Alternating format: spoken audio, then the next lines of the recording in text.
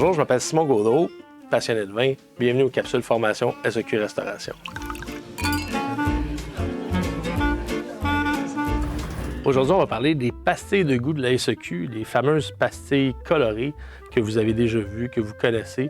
L'idée, quand on a créé ce système-là, c'était de faire une classification des vins en fonction de leur style, en fonction de leur goût, pour aider les gens à faire des choix.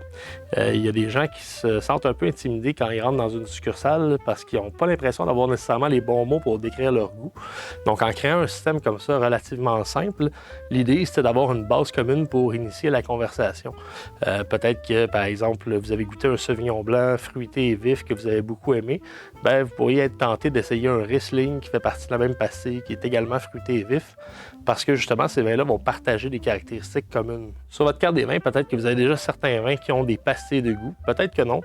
Par contre, en ayant justement en tête un peu le style de vin qu'on va retrouver dans chaque pastille, ça peut aussi vous aider à guider les clients en sachant par exemple que ce vin-là a un profil qui est plutôt fruité et généreux par exemple, ou plutôt aromatique et charnu. Donc, ça peut vous aider à suggérer des vins en fonction des goûts des clients.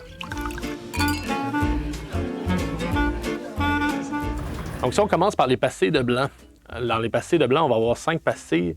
On va commencer par les 3 premières, délicat et léger, fruité et vif, aromatique et rond. On est sur 3 pastilles de vin blanc sec. Vin blanc sec, ce que ça veut dire, c'est des vins blancs qui n'ont pas de perception de sucre. Quand on parle de sec, des fois, on a tendance à penser que ça veut dire que c'est des vins qui sont corsés. Sec, quand on utilise ce terme-là dans le monde du vin, ça fait référence à des vins qui n'ont pas de sucre résiduel, donc pas de perception sucrée. Dans les délicats et légers, fruités et vifs, aromatiques et ronds, ce sont donc tous des vins qui sont secs et donc qui ne sont pas sucrés. Les délicats et légers, on va être sur des vins qui sont assez légers, justement, donc pas très puissants, pas très intenses, souvent des profils aromatiques qui sont assez discrets, sur des notes qui vont être florales, qui vont être minérales, qui vont être fruitées, mais on n'est pas sur des vins qui sont très explosifs et très intenses. Donc, c'est des vins qui sont souvent parfaits pour l'apéritif, par exemple, ou des plats qui sont relativement peu intenses, encore une fois, en termes de profil. Les vins fruités et vifs, on va être sur des vins qui vont être plus exubérants, donc plus aromatiques, un peu plus complexes. Je pense qu'un cépage qui est très emblématique de la pastille fruitée et vif, ça va être justement le Sauvignon blanc, qui va avoir souvent des profils qui vont évoquer, par exemple, le pamplemousse, qui vont évoquer le citron, les agrumes, la pomme verte très mûre, et qui vont avoir aussi une assez bonne acidité, donc des vins qui ne sont pas boisés, mais qui sont expressifs. Finalement, dans la pastille aromatique et rond, on va trouver des vins blancs qui sont un peu plus riches, un peu plus ronds, plus corpulents.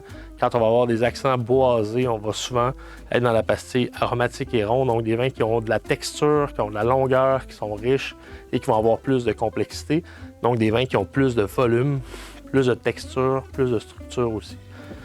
Finalement, si on s'en va sur les 2 dernières pastilles, donc si on parle de fruité et doux et fruité extra doux, doux, justement, ça ne fait pas référence à quelque chose qui est léger, ça fait référence à quelque chose qui est sucré dans le monde du vin. Quand vous voyez le terme doux, c'est facile de penser que ça peut être léger, mais en fait, on parle bien de sucre résiduel ou de perception justement de sucre.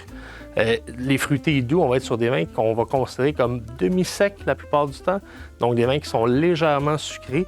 Pas nécessairement des vins qu'on va boire au dessert, mais des vins qu'on va boire souvent sur des plats aigre-doux, des plats asiatiques, par exemple.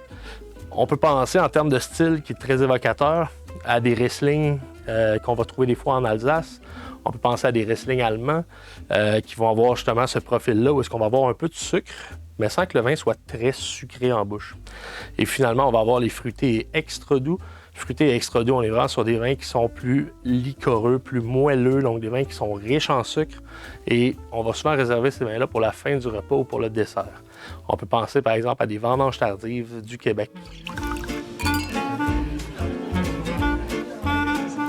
Donc maintenant, si on parle des pastilles de vin rouge, les pastilles de vin rouge, on va les diviser en 4 familles de fruités et légers, fruités généreux, aromatiques et souples et aromatiques et charnus. Grosso modo, fruités et légers, on va être sur des vins qui sont légers, Fruité, généreux, aromatique et souple, on va être sur des vins qui sont moyennement corsés.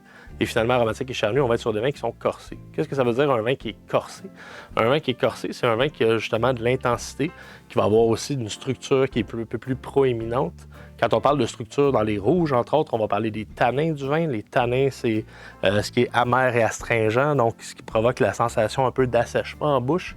Donc ça, c'est justement les tanins du vin qui vont procurer cette sensation-là.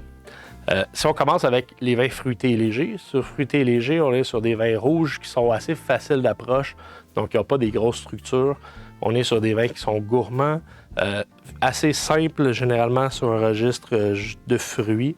On va être sur des vins qui sont passe-partout aussi, qu'on va pouvoir servir autant à l'apéritif qu'avec des entrées, avec des fois des viandes blanches, même des poissons gras par exemple, du thon, du saumon, ça peut être très intéressant. En termes de style, on peut penser à des gamay, donc des vins du Beaujolais en France, qui vont avoir ces accents de fruits rouges mûrs, mais sans grande astringence, avec des tanins très souples, donc des vins qui sont faciles d'approche. Fruité généreux, on monte d'un cran en termes d'intensité, on va avoir des vins qui sont un peu plus volumineux, un peu plus riches, un peu plus costauds, mais on reste quand même sur des vins qui ont un profil aromatique qui est dominé par le fruit, avec parfois des accents épicés par exemple. Et si on pense à des exemples qui évoquent cette pastille-là, pour moi, c'est des vins du Languedoc faits à base de grenache, par exemple, avec de la syrah. Donc, on va être sur des profils aromatiques fruités, épicés, des vins qui sont gourmands, mais des vins qui sont assez faciles d'approche, encore une fois.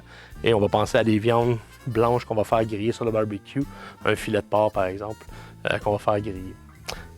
Aromatique et souple, on s'en va sur des vins qui sont moyennement corsés, mais avec un registre qui est un peu plus large, donc un peu plus de complexité. Quand on va avoir des accents boisés aussi, on va embarquer dans cette pastille-là. Donc le bois va amener des accents qui sont vanillés, toastés, grillés, et on va avoir un peu plus de complexité dans ces vins-là. En termes d'accord, on va être encore une fois sur des viandes blanches et rouges qu'on va faire griller, par exemple, pour aller chercher ces accents-là qui sont toastés. On peut penser à plusieurs vins d'un peu partout dans le monde, des merlots, des cabernets sauvignons, l'assemblage bordelais, mais avec des vins qui sont assez faciles d'approche, encore une fois.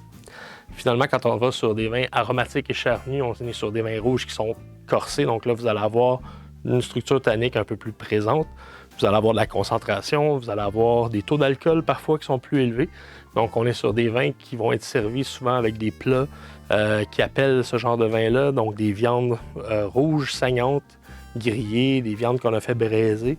Et on peut penser à des cabernets sauvignons